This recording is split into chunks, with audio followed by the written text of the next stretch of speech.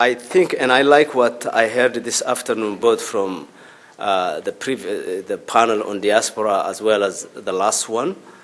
I don't think Ethiopian unity should be taken so easily, and I am glad some colleague from the Oromo side a little bit sensitized as to the complexity of the nation-making or country-making of Ethiopia, because there are a lot of dreams deferred, a lot of national dreams that have never been materialized that are the essence of today's conflict.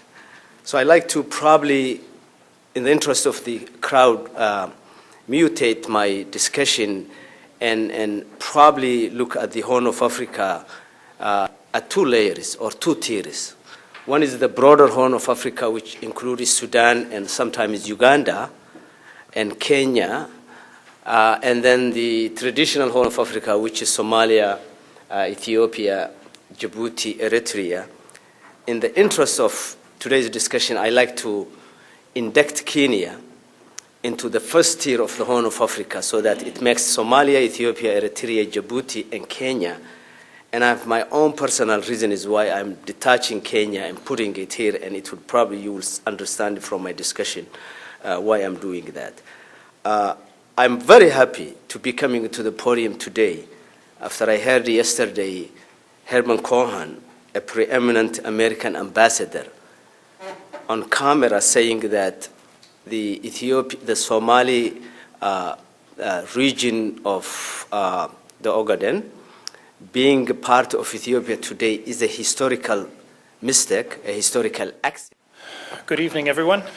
My name is Ken Minkhaus. I would like to speak to you for a few minutes about some ideas about regional economic integration as a possible long-term solution to conflict in the Horn of Africa.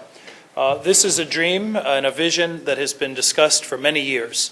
The idea that in the long run, a peace that is going to be forged across the Horn of Africa will be a peace that's forged by common commercial and business interests. Businessmen in Somalia looking up at the 80 million highlanders in Ethiopia and licking their chops at that giant market. Ethiopians looking at the coastlines and the seaports and access to the sea. This is the dream. And what I would like to do is to share with you some findings from some research I did this past year in the borderlands of East Africa, and focus specifically on this. Economic integration across the Horn of Africa is a big picture, but it definitely focuses our attention on two very specific elements. Borderlands, that is to say, the territories, the broad territories near the borders, like Jubaland, like Somali Regional State, and then the borders themselves, the lines that are drawn and the policies that are made around them. In the past, in East Africa, borderlands were given very little attention by the regional governments. And they were given little attention because they were perceived to be uneconomic. They had nothing to offer. They were thinly populated, semi-arid for the most part, remote from the capital areas, and had few natural resources of interest to the capital. And so what we got across all of East Africa were governments that tended to provide very little by way of services to their borderland areas. They saw them, in fact, as problems. These were areas that were seen to be zones of tribal clashes and smuggling and cattle rustling and all of those, and people trafficking, all of these bad things, to the extent that the government did anything in these border areas. And I'm talking about Kenyan government, Ethiopian government, Sudanese government, arguably the Ugandan government as well, even the Somali government at times treated its hinterlands as uneconomic. They would station garrisons there. They would have security or military outposts to keep the peace, to extract resources, but not to provide services. So we had in eastern Ethiopia at one point, lots and lots of military camps and only a handful of high schools. That was the approach to the hinterlands. What's important here is that this was actually economically rational for the governments. They have little money.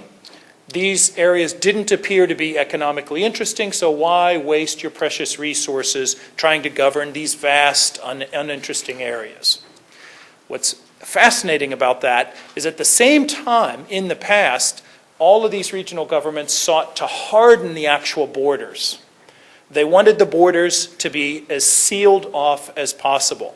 And so this was done for security reasons, especially in terms of Ethiopia's policies towards Somalia. Somalia was seen as a threat, so the border was closed. It was generally closed for trade across the whole region. Tariffs were put up that were very high. And as a result, we had very little economic integration in past decades, very little economic movement. In a place like Jubaland, the cattle that's very rich in Afmado that could have found a very good market in Nairobi ended up only being exported out of Kismayo because they couldn't cross the border easily. Where trade did occur, it was smuggling, and it was essentially criminalized. And that's the point I want to make is states criminalized cross-border trade and activity during this period of time. Well, what do we have today? Today, we've got a very different attitude on the part of regional governments toward their borderlands. And it's an opportunity for this vision of economic integration. Today, many of the borderlands in the Horn of Africa and East Africa now are economically interesting. They're very interesting. They're interesting for different reasons. First, as you know, they're interesting because Mother Nature has a hilarious sense of humor, and she's putting all the known oil and natural gas reserves in the hinterland areas. And so where is the oil and natural gas? It's in Gambela. It's in Somali Regional State. It's in Seoul and Puntland. It's under Lake Turkana. It's on offshore on the disputed border between Kenya and Somalia. It's a lot of natural energy reserves, and it has attracted the profound interest of these governments. So they want access, and they have to pay attention to the hinterlands. Second, and this is unique to Ethiopia only, the hinterlands, the borderlands, are some of the most promising areas for irrigated agriculture. Ethiopia is a giant watershed, but you can't do irrigated agriculture up in the highlands. You can do dams and hydroelectricity in the highlands, but you need the lowlands of the border areas for irrigated agriculture. And as you know, the government of Ethiopia is very committed to rapid economic growth driven by agricultural output. And so, again, suddenly the borderlands matter. Thank you, Ken. What a treat to be back here with this group. I've been here many times before, and it's always a wonderful experience. Hamsi, thank you so much for inviting me back again and for this terrific panel. Sadiq, my old friend, I wish you would finally get over your shyness and reticence to say what you really think about some of these issues. Next time, open up and tell us what's really on your mind. I appreciate it. Just several wonderful, wonderful friends, and always an enlightening experience to be here. 2 years ago, I was a keynote speaker at this conference, and about halfway through my comments, I slipped in something that I had not prepared to say, and usually you don't want to do that. You can say things that are unfortunate and that perhaps would be better not said. But I said it, and it has had consequences. And what I said was this. I said, imagine if you would, because we were talking, I was here in my capacity as president of the Alliance for Peace Building, and I was talking about the concept of peace building and how it could make a dramatic difference in the quality of life for people in the Horn of Africa. And so what I said was, totally unprepared, but hadn't even thought about it before, but what I said at the time was, imagine if you would, that 20 years ago, the leaders of the countries of the Horn of Africa, the leaders of the various rebel groups and insurgent groups and the various clans and tribes and you name whatever groups it may be that are engaged in one conflict or another, if they had only agreed on just one thing, that they would no longer use violent force to achieve whatever it is that they want to achieve. That's the only thing they had to agree to. They would no longer use violence as a way of achieving it. If that had happened, if they had all come together 20 years ago and made that agreement, and that they would find alternative ways to settle the differences. If that had happened 20 years ago, what would life be like today in the Horn of Africa? And I could see when I said that, people thinking about that, and a smile coming on people's faces like, wow, that would be pretty wonderful. Well, of course, that didn't happen 20 years ago. What I said when I was speaking 2 years ago is, it didn't happen 20 years ago, but if we were to do it today, 20 years from now, life in the Horn of Africa will be what you just imagined it could be. And my question was, why not? And people came up to me afterwards, Sadiq and others came up to me afterwards and saying, what a concept. Can this be done? And my response was and remains, I can't make it happen, but the people in this room can make it happen. The people that live in the Horn of Africa can make it happen. And once again, I would say, why not? Well, as a direct result of that, often things like this just evaporate. This one didn't evaporate. It's taken on wheels and traction, and it is moving forward.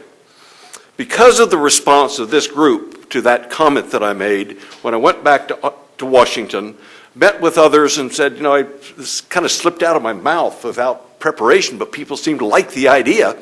Let's see what we can do about it. Started working with Steve McDonald at the Woodrow Wilson Center. Hamsi and I talked about it, following up to see if, can we do something with this? Can we give this concept some more real meat, some real substance, and take it somewhere? And so we formed a group that has been working together on this concept now for about a year and a half, and we're making significant progress.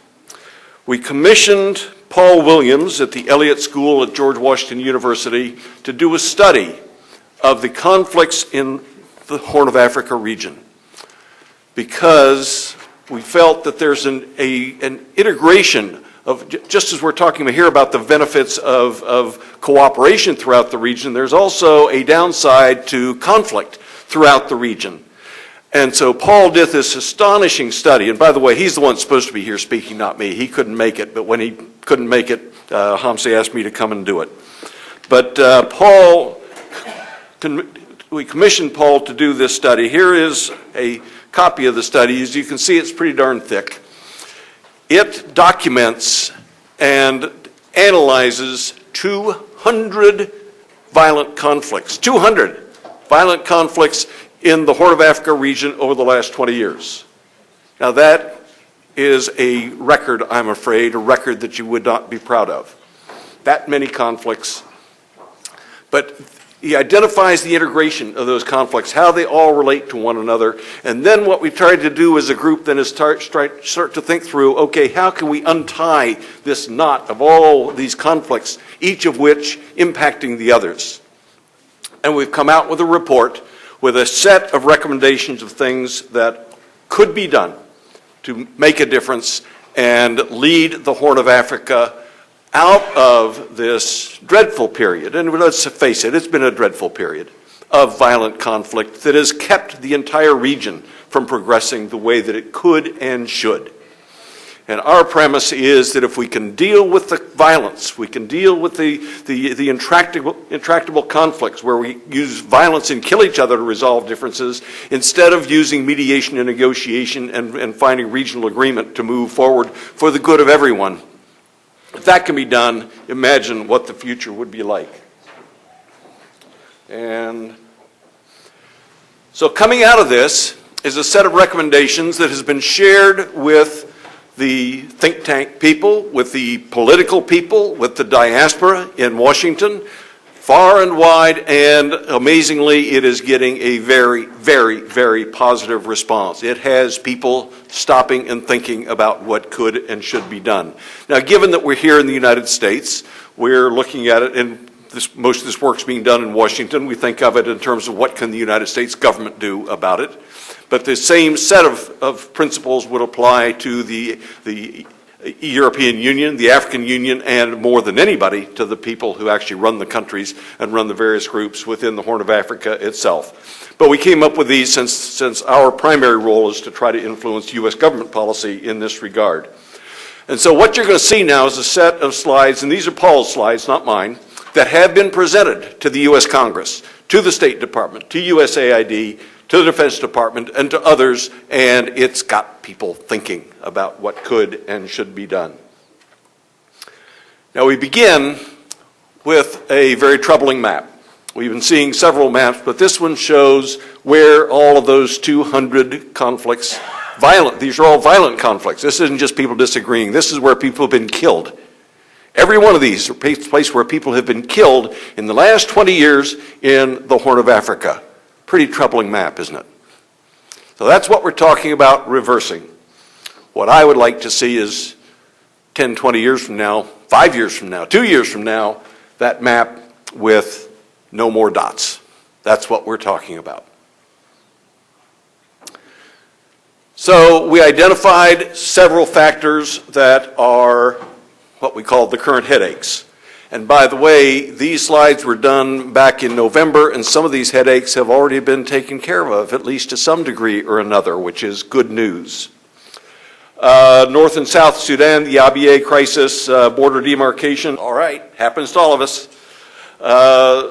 So the North-South in Sudan issues, but they're being worked out. We've got a long ways to go yet, but it's truly remarkable, the progress that's been made on that one. North Sudan with continued problems with Darfur, the Nuba Mountains, Blue Nile, and so on. 1/3 of all United Nations peacekeepers and peacekeeping budget is spent in Sudan. Isn't that amazing? 1/3 of the whole UN peacekeeping budget being spent in the Horn of Africa. Somalia, uncertain transition in August. Well, August has come and gone. We've had a transition, and it's looking pretty darn good. Not bad. That's one of the things that we look at what things were like when we were developing this and say, yeah, there's some progress. Maybe more progress can be made. The Ethiopia-Eritrea cross-border attacks and the Algiers agreement in tatters, having been very much a part of that, that just hurts me deeply when I see the lack of progress. You know, they aren't shooting at each other, but other than that, progress between Ethiopia and Eritrea almost non-existent. But a couple more comments on that in a minute, because as we know, change is happening there as well. And of course, the Lord's Resistance Army continuing to be a problematic factor in Uganda and elsewhere.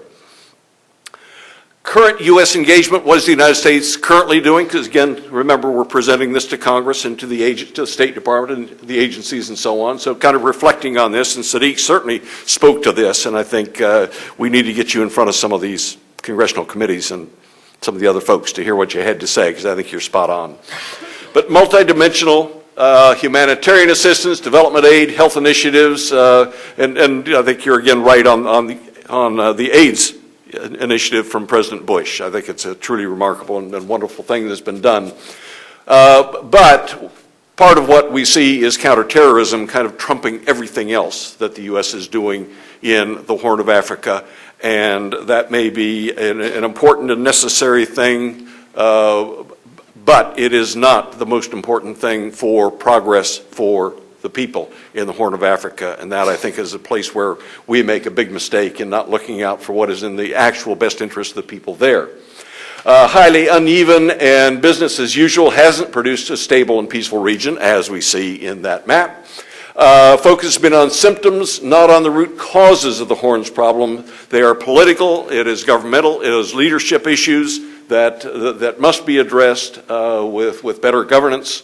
And again, we may be seeing, we're beginning to see some progress in that area, but long ways to go. Should focus on peace building and conflict resolution. Our premise is if you can deal with that, coming back to that comment I made 2 years ago, if we can get peace building in place, get conflict resolution mechanisms in place, the rest of it then becomes much, much more possible to accomplish. 6 cross-cutting issues we identified: governance, governance, governance being at the top of it. Currently, too much authoritarianism, corruption, militarized. The prickly personalities referred to the leaders of Ethiopia and Eritrea. Not surprising. That, of course, is in the process of changing. We don't know what will emerge with new leadership in Ethiopia and what that means for Eritrea, but we certainly know that the personal relationship between those two leaders was a major problem. The logic of mutual destabilization, again, Ethiopia and Eritrea, but others as well, that if you can keep other countries destabilized, stir things up, make a mess of what's going on somewhere else, somehow that makes you better. Well, I'm not so sure, but that seems to have been a way of operating. Move through this quickly. Borderlands, frontier zones, what Ken was just talking about, as the borderlands, frontier zones being particular challenges. Resources are important, but governance is still the key. And again, coming back to the people in this room, diaspora groups, important agents to either dampen or fuel conflict. And people here and the people who I meet all over the place in Washington, D.C., who I know are in regular touch with their friends and families and with the leadership back home, can be a major force, either to stir up trouble, to make things worse, or to convey the message, let's see if we can find a way to get beyond the violence and the conflicts. So we made these recommendations, and again, people are paying attention. We think it can make a difference. Listen to a broader range of local and non-state voices. We tend to only listen to those we want to listen to in a very narrow group. We're saying listen to a broader public and pay attention to that broader public, get a broader understanding of what the real needs of the people in the region are. Improve our knowledge of local and regional dynamics. Major conflict mapping, which we did in our project. Facilitate stronger regional peace and security forums. Track 1 through the IGAD process, through the African Union, but also track 2. Track 2, of course, being non-official discussions and negotiations, the kind of thing that I had the opportunity to be involved with regard to Ethiopia and Eritrea. We were able to do things that the official negotiators weren't able to do. And let me divert for just a second as to the significance of that. We know fully well that the role the United States government was taking in the Ethiopian-Eritrea border war negotiations was to try to bring about a result that was in the best interest of the United States of America. That's what our government was trying to do when it was working on it. A result that would best meet the foreign policy interest of the United States of America. My colleague in that process, John Garamendi, who's now a member of the U.S. Congress, and I am his chief of staff, we looked at each other and we were just horrified at that thought. Our only mission was to bring about a peaceful resolution, to stop the killing as soon as possible. The rest of it can work itself out. Whether it works itself out in the best interest of the United States or not is for somebody else to worry about. Our position was that the determination of whether Badme belongs to Ethiopia or Eritrea should not be based on who can kill more of the other side's people, nor should the position of Ethiopia and Eritrea in the Horn of Africa and in the international scene be based on who can kill more of the other side's people. Let's find another way of determining who's right and who's wrong. So that's what we were there for, and that's why I am such a strong believer in the importance and value of Track 2. The unofficial diplomats, the unofficial peace builders and promoters can come at it with that perspective rather than looking out for any one country's national self-interest. And then support training initiatives that have worked so well in Burundi and Liberia. This is something Woodrow Wilson Center has done a marvelous job of. So we're promoting those sets of things. Priorities for the Congress, and again, we have presented this and will continue to present this to the Congress. And priorities for the Congress: send a clear message to the regional governments to allow space for civil society and legitimate political opposition. Economic development alone is not enough. Support new initiatives by the brand new Bureau of Conflict Stabilization and Operations in the Horn. This new bureau, by the way, is an extraordinary development. It is the first time in the history of the United States government that we have a bureau of substantial standing whose sole function is peace building, is to try to do what the United States government can throughout the world in a coordinated manner to reduce the frequency and severity of violent conflict. My good friend Rick Barton is the director of that bureau. It's just getting started. We'll see how successful it can be, but it is very exciting to see this new development. And what we're saying is support that bureau and its work in the Horn of Africa and everywhere, of course, and then coordinate with other key international actors, the EU, African Union, and other countries, China, Qatar, Turkey, and so on. Enough of this notion that the United States should control what's happening everywhere in the world. We've got to be cooperative with the rest of the world community. There are others doing really good and important work in the Horn of Africa and elsewhere. We need to be working in cooperation with them. So this is what grew out of that little thought that occurred to me 2 years ago addressing this group was, let's see what we can do. And it has grown into this report that is now before the U.S. government and gaining traction, and it could be significant. But the place where it has to get the most traction and have the most significance is with the diaspora and with the people and the governments and the various power groups in the Horn of Africa itself. So I'm very excited to see this much progress with it so far. Let me close by referring to another project that I've been deeply involved with. You're probably familiar with the Global Peace Index. Started about 6 years ago, an Australian philanthropist wanting to rank the countries of the world based on their peacefulness. We rank them on the basis of their income and their environmental protection and health and everything else. How about ranking the countries based on their peacefulness? So Steve Killalay commissioned the Economist Intelligence Unit to do a detailed analysis and a ranking, and we now have a ranking of who is the most peaceful compared with the least peaceful. And by the way, this was not done to find out who is the least peaceful. That's easy. We know who's the least peaceful. They make the news because people are getting shot, and when people get shot, that makes the news. How many times does peace make the news? Not very often. So, and he asked, what are the most peaceful countries? Nobody knew. So he did a study to find out, and then the question comes, what can we learn from those peaceful countries? And what message is there? And to me, the message is, people keep saying to me, Chick, you're a naive idealist. The world's always been at war, it'll always be at war. And I say, no, take a look at the Global Peace Index. Here are a whole bunch of countries that live in peace. Don't tell me it can't be done. Whole bunch of countries living at peace. And guess what? Those that are living in peace live better than those who don't. Real basic. Those that are living at peace live better than those that don't. Think about it. Think about it. High correlation. So Harriet Fulbright, whose late husband is the origin of the Fulbright Scholars Program, Harriet and I were having lunch one day shortly after the index came out. So let's do something more with the index. And we produced the Global Symposium of Peaceful Nations, bringing together delegates from 18 of the most peaceful countries of the world. We divided the world into 9 regions, took the 2 most peaceful based on the index from those 9 regions of the world, brought them together to Mayflower Hotel in Washington, D.C., first of all to celebrate their peacefulness, to honor them for their peacefulness. And you see that little award over there. Gave each of them a trophy. We honor people at the Olympics for running fast. That's a good thing, but isn't it better to honor people for being peaceful? So that's what we did. And we're hoping to repeat the symposium again next year. We want to do it every 4 years, just like the Olympics. So we brought these countries together to celebrate and honor them, but also to learn from them and to inspire others. But the reason I bring this up at this conference is that not a single country from the Horn of Africa was honored at the Global Symposium of Peaceful Nations. Not one. In fact, none were even close. Think about it.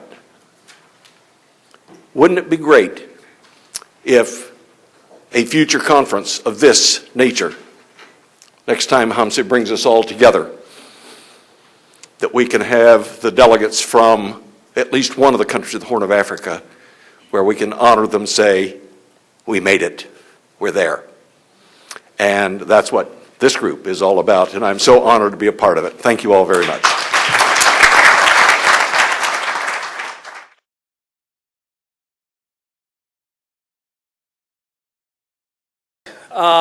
The IHASA, the organizing organization of this magnificent event.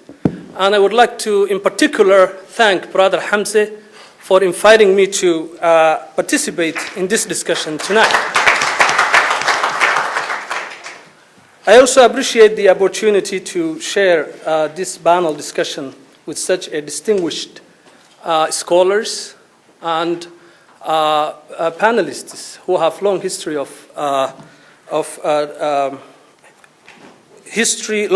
of knowledge and discussion and background on Somalia.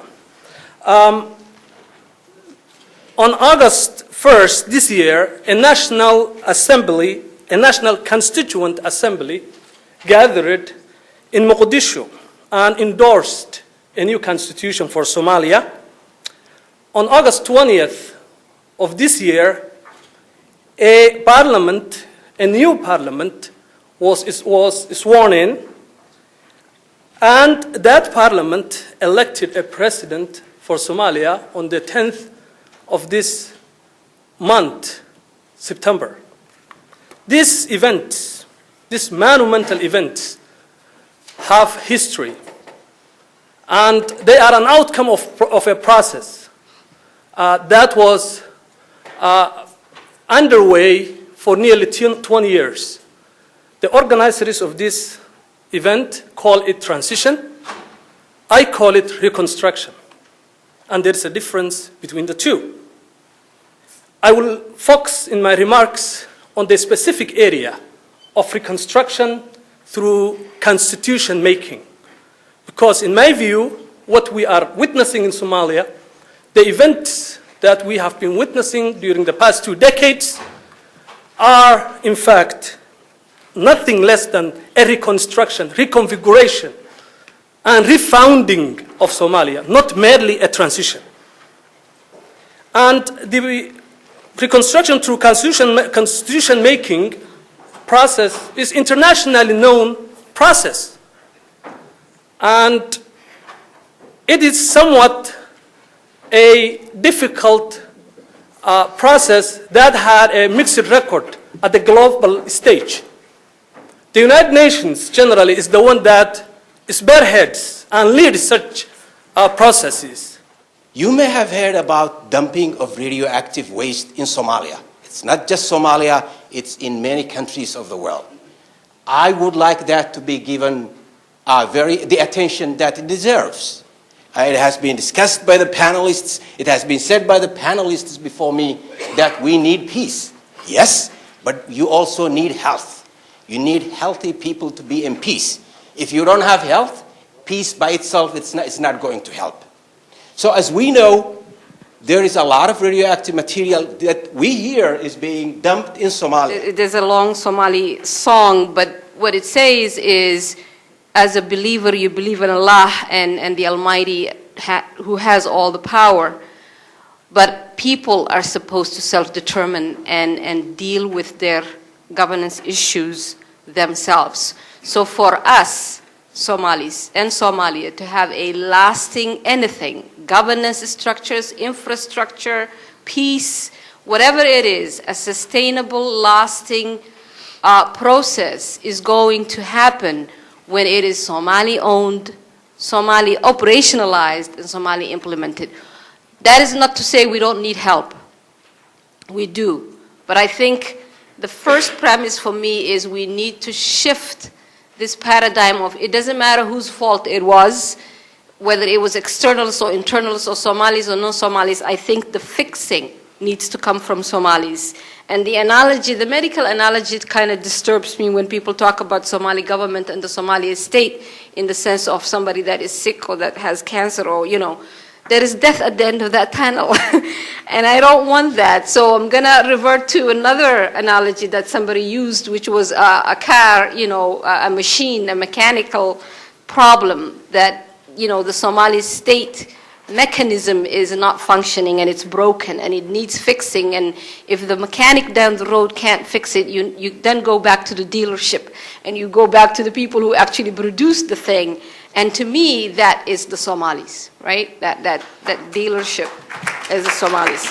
So we need that paradigm shift from us, because we need to get out of this really entrenched donor kind of led recipient clientelism, that capacity building industry, that we are perpetually in this one project, one grand mode, that other people are going to fix things for us. So that's one area to start. So let's just talk about a little bit about the neighboring countries, or what's called the regional actors. Uganda, Kenya, and Djibouti. Let's take these three countries. These three countries are a member of IGAD. They have troops in Somalia. Thank you for giving me the honor of wrapping up this very rich discussion. I have 4 points that I'd like to make as part of observations about the transition that Somalia is now facing. Is this loud enough? It's okay. The first, pay attention to what Abdi Wahib has argued about the Constitution. Constitutions are important. The Constitution that the Somali national government has been bequeathed is a flawed document. It was a document that was the product of a very flawed and rushed process. You've got time to get it right, to fix it, do it. Because once you've got a constitution in place, it is difficult to change them. There is a medical condition known in public health called sensitive dependence on initial conditions, and that is another way of saying that the early decisions in terms, or the early interventions in terms of nutrition, for instance, for a newborn, has lasting implications. When you've got a new post-transition government, these early decisions will live with you for a long, long time. It's possible to change constitutions later, but it's very difficult and conflictual. Just ask Kenya. And since you're all American citizens, you know what happens once you have a constitution in place. If it's designed to fix the problems of your immediate era and you're not thinking ahead to longer term usage of the Constitution, you can end up with very unusual circumstances like our electoral college, in which it's possible for a president to win 1 million more votes than his opponent and still lose. It's possible to have tiny Rhode Island have the same number of senators as California. Those were decisions made a long, long time ago. They worked at the time. Not ideal now, but this is my other point related to the Constitution. It's going to be imperfect. It can be very imperfect, but take a lesson from the United States.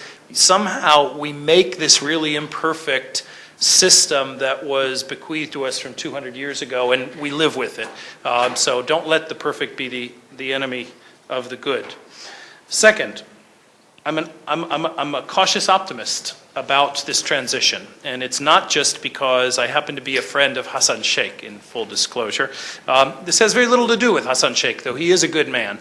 It has to do with other things. It has to do with the fact that we saw remarkable civic mobilization last month of a group of Somali professionals. It was not a Somali spring. It was not a grassroots uprising. This was an intra-elite competition. But what we saw in Somalia was the constructive elite, the elites that have stayed in Somalia and built hospitals and universities over the past 20 years, come together and maintain a coalition to create a new government and move some people out of government who had been a not constructive elite, who had been an elite that was mainly stealing money and blocking governance. And that's a good thing. He's got a coalition behind him. I don't know how long it'll last, but he's got good people behind him, and that's important. He also seems to have, as far as I can tell, strong amount of public support, both inside Somalia and in the diaspora. The level of enthusiasm I've seen among Somalis for what happened last month, I can't recall for a long time, and that's a good thing. His government has a legitimacy in the eyes of many Somalis. Not performance legitimacy, because they haven't had time to do anything yet, and not process legitimacy, because the process was flawed, but somehow symbolic legitimacy, that Somalis managed to take over this flawed process and they own the result. And ownership is really important here. And this is what I've been stressing to my friends in the US government and the UN. Somalis do feel a strong sense of ownership of this government, and that's good. They are tired of jihadism, they're tired of warlordism, but they're also tired of us. the foreigners who've been micromanaging the country for 20 years. However well-intentioned or not that has been, the point is Somalis want to own it, so back off, let them have ownership of the decisions. If they can do that, I think our odds are going to be much better for this government. I'm also cautiously optimistic because Shabab is in decline, and Shabab has been a major obstacle to peace. We're not sure how that's going to end, but it looks like Shabab is breaking up. It's got important groups that are looking to defect. The rest are going to be in rural areas that'll be manageable for now. I'm also mildly optimistic because, at least for the moment, we have no regional spoilers of any consequence. No one is looking to back a group of armed rejectionists and block this for now. And if we can keep that, that's huge. That's the big advantage this government has that, for instance, the TNG in 2000 didn't have. And that makes a big difference. And then finally, the fact that this is a post-transition, post-unity government means that for the first time in years, Somalia has space for a loyal opposition. That is to say, if you're not happy with the government, and there are going to be more and more Somalis who are unhappy with every decision that Hassan Sheikh and his government makes, there'll be more and more unhappiness. I don't like the selection. I don't like how much my clan didn't get. I don't like the policies. That's fine. Now, Somalis have recourse. They can form an opposition party. They can oppose the policies, they can oppose the administration, but they don't have to oppose the whole state. Before, what you had was either you're in the government or you're part of an armed rejectionist movement. And that's really important, that they've got new options in the international community, and the Somali diaspora, I hope, will push very hard to make sure that people who are unhappy stay inside the political process. And that gets me to point number 3, conflict. This is a moment now where there's lots of potential for conflict. We will see conflict, and I think we have to be realistic that this new government is not spelling the end to conflict. We're going to see new types of conflict. Conflict, for instance, over liberated space that is going to be contentious. And I think we also have to be realistic about the prospect for political violence and conflict by the political actors themselves. The fact is, political power in Somalia today, as is the case in many other places, depends on a variety of factors, one of which is your ability to make a credible threat of political violence if you're sufficiently unhappy. And I think put another way, I think some of the political players are going to maintain a capacity to mobilize militia if they're sufficiently happy. But the key here again is to move the current political arena, which is of political violence, to normal politics, where you play out your disagreements in Parliament with ballots, not bullets. My final point about the transition, and this is the most difficult, and I have no answer for it, it's a question to you, but I think it's important.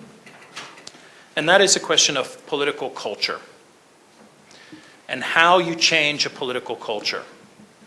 The World Bank produced a document last year, the World Development Report, that looked at conflict, security, and development. It looked at situations just like Somalia, post-conflict situations. How do you promote peace? How do you promote development? And one of the things they kept coming back to was governance, security, judiciary, the same functions they said was really important. But they made a very important point in the study.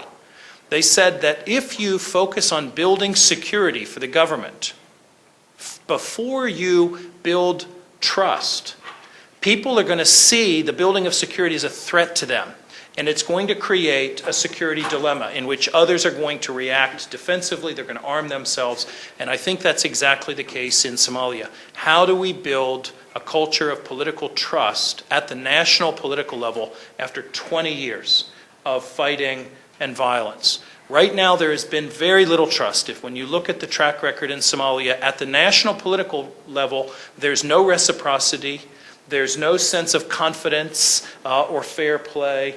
Politics is seen as strictly a zero-sum game. I think it's possible, and the reason I think it's possible to change this political culture is because you have other political cultures in Somalia as well, just as every other country has. You have more than one culture at play. And it's a question of taking making sure that the culture you want is the dominant culture. When you think about Somali commercial life, it's built entirely on trust. There is no other society in the world that has a commercial culture as heavily based on trust as Somalis. And that's one of the reasons why the Somali commerce has been so extraordinarily effective. And I would argue, based on my years of looking at local governance, that at the local governance level, you also have a political culture of trust. There is reciprocity. There are rules of the game. There's faith that, okay, I'm not going to get it this time, but maybe we'll get it next time. And ultimately, isn't that what a loyal opposition has to have? The confidence, the trust that, okay, we're out this time, but there's going to be another election, and next time maybe we'll win if we get enough votes. Thank you. Thank you so much. I think I want to thank all of our audience, but I just want to add actually a couple of things that I haven't quite heard much of it, and one of them is about the role of NGOs and the work that they have been doing in Somalia. I think we have to recognize that, whether it's diaspora NGOs or whether it's Somali-created NGOs. And I think Hamza kind of told me that Mohammed is going to talk about that. That's why I said he's going to talk about the role of NGOs. I just want to put that out there. In some ways, some of them have done a great work, whether it's schools, hospitals, or basically other aspects of the society. And I think also what I want to add to also the political aspect of Somalia and the role also that diaspora had, even though, I mean, I like the term helicopter politicians, but also I think, yeah, some aspects of the government and the governance also, I mean, some diaspora people have contributed to the skills and the training of Somali people in Somalia. And also I think some politicians have stayed, I mean, longer than... I would like to take this opportunity to thank Brother Hamza and the entire team of IHASA having invited me for this special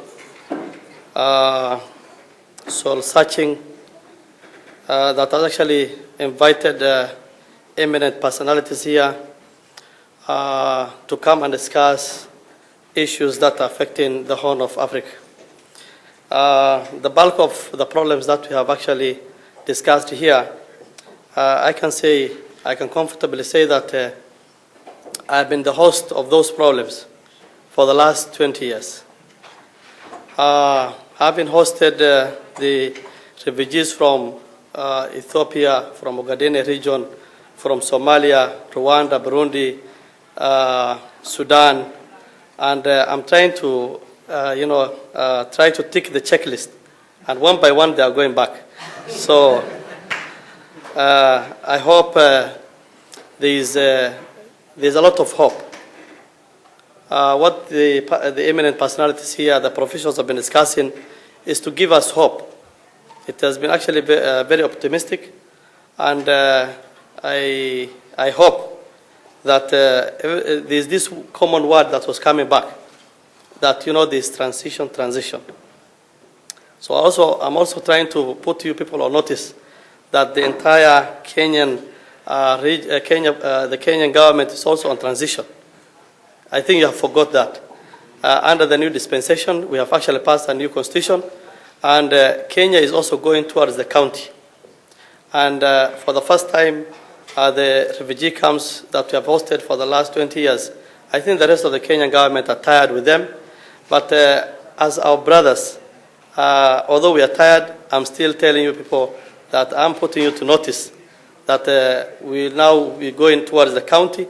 And of course, every good things that we are starting have also some teething problem. So we also be having some of our own problems because we don't know how these county systems work. But we expect that we are going to actually have better, a lot of good things maybe in the future.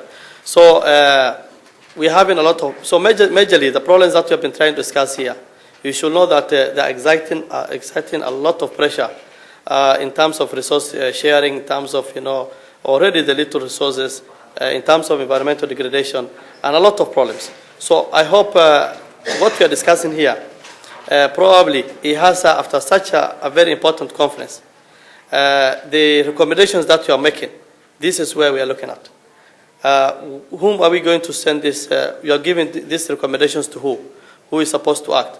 And I'm sure the bulk of this, some of the recommendations is going to the government of United States of America. We want them to push because these things require lobby. We want these recommendations to be pushed, the work to be not just in our conference rooms here. We want to see these recommendations taken.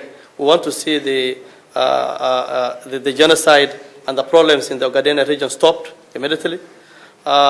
We are very comfortable to say that the government of Kenya is actually hosting the talks between the honor left and the government of Ethiopia. And we want to see tangible, objectively, results from the recommendations that IHASA is trying to give to mainly the bulk of that going to the United States of America and some other international organizations. With those few remarks, I want to tell you that this has been a very interactive and very nice sessions. IHASA, please don't feel that you're lonely. We are your colleagues down there. As the mayor, I want to tell you that I want to actually assure and give you the assurance that we are with you. And please let us be in touch so that we can surely objectively see that the Horn of Africa is actually a peaceful region that can be integrated with the rest of the world. Finally, under the new dispensation, we are having a LAPSAT. The LAPSAT is passing through, it's coming from Lamu, and it's passing through 90% of Garissa County, and then partly going to mainly to Ethiopia, and we want it to go to Ogaden region. And the other side is going to Sudan, and hopefully want to open up to the other regions. So please, I want to give my brothers here that maybe there's a lot of hope coming in the near future. But the bulk of it is that we need to have security. We need to have some stability. And this transition, at the end of the day, we want to have some stability and make sure that we go back to the drawing board so that we can develop our regions. Thank you so much, and maybe I want to thank the personalities who have been here. Please, maybe in the near future, we want to host some of these forums in Garissa County. Thank you so much.